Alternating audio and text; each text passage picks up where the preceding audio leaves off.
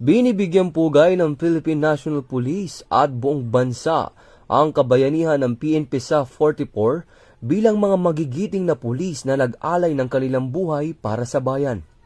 Ang PNP sa 44 ay nagbuwis ng kanilang buhay sa isang operasyon na nagpakita ng kanilang hindi matatawarang tapang at dedikasyon sa paglilingkod sa publiko.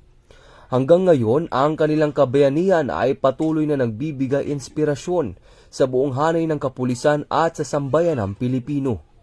Ang kanilang dedikasyon ay nagpapaalala sa lahat na ang paglilingkod sa bayan ay may kasamang malaking responsibilidad at panganib.